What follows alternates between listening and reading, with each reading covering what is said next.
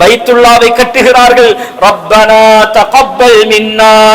அந்த வேலையை முடிச்சதுக்கு பின்னால இஸ்மாயில் அலைஹிஸ்ஸலாம் அவர்களும் இப்ராஹிம் அலைஹிஸ்ஸலாம் அவர்களும் என்ன செய்கிறார்கள்? அல்லாஹ்விடத்தில் துஆ செய்றாங்க.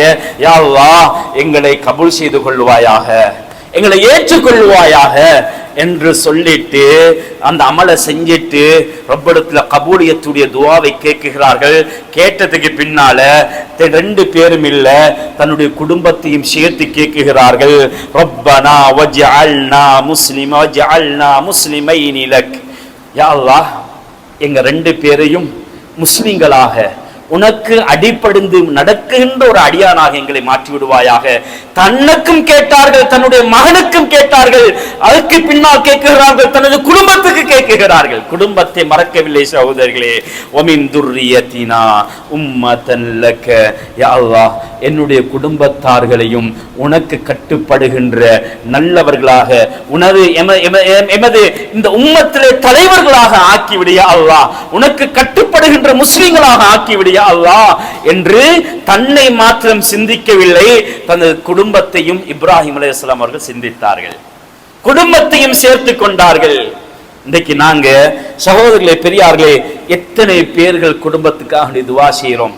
எத்தனை பேர்கள் என்னுடைய மகன் பாவத்தில் ஈடுபட்டு கொண்டிருக்கிறான், என்னுடைய மகன் தொழுகை இல்லாமல் இருக்கிறான், என்னுடைய மகன் போதை வஸ்தில் ஈடுபட்டு கொண்டிருக்கிறான், என்னுடைய மகன் பாவத்தில் ஈடுபட்டு கொண்டிருக்கிறான், என்னுடைய மனைவியிடத்திலே தொழுகை இல்லை, மகனிடத்திலே தொழுகை இல்லை, பாவத்தில் இருந்து கொண்டிருக்கிறார்கள்.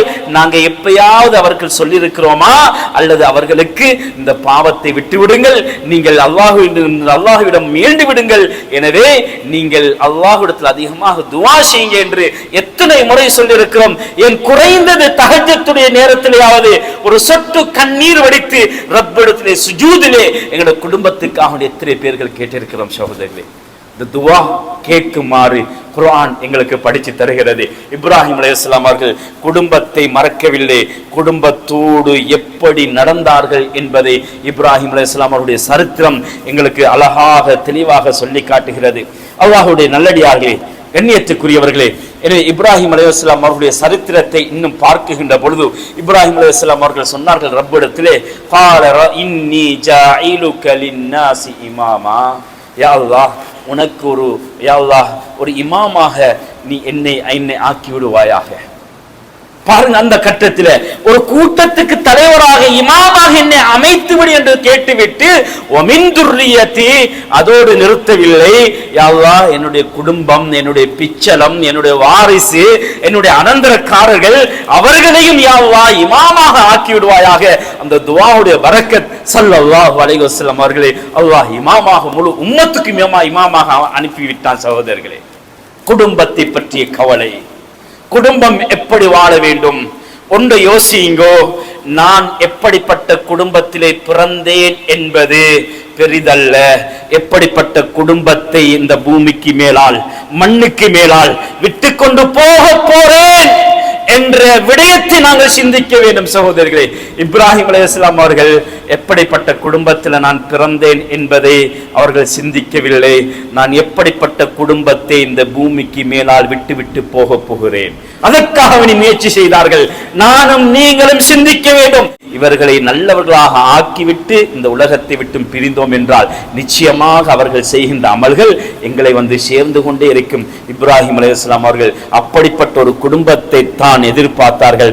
அப்படியான ஒரு குடும்பத்தை தான் நான் உருவாக்க வேண்டும் என்று இப்ராஹிம் அலைஹிஸ்ஸலாம் அவர்கள் அதிகமாக முயற்சி செய்தார்கள். அன்புக்குரிய சகோதரர்களே, பெரியார்களே, கொஞ்சம் எடுங்க இப்ராஹிம் அலைஹிஸ்ஸலாம் அவருடைய வாழ்க்கையை, அவருடைய குடும்பத்தை கொஞ்சம் உள்ளத்துக்கு எடுங்க. எப்படிப்பட்ட குடும்பத்தை விட்டு விட்டு சென்றிருக்கிறார்கள், பிள்ளைகளுடைய விஷயத்தில் எப்படி கவனித்திருக்கிறார்கள். இன்றைக்கு வாப்பா பார்த்தா எந்த நேரம் வீடும் கடையும் அல்லது ஜொப்பும் தொழிலும் அதும் இதும், ஆனா பிள்ளையை பத்தி பார்க்கிறது இல்லை. பிள்ளை ஏதோ வளர்ந்து கொண்டு போறான், ஒரு வீட்டில எலியும் பூனையும் வளர்ந்து கொண்டு போற மாதிரி பிள்ளை அப்படியே வளர்ந்து கொண்டு போதோ. உண்மையான யதார்த்தம் என்னண்டா, பிள்ளைகளை வளர்க்கவில்லை, பிள்ளைகளை வளர்க்கப்படவில்லை, பிள்ளைகள் வளர்ந்து கொண்டு போறார்கள்.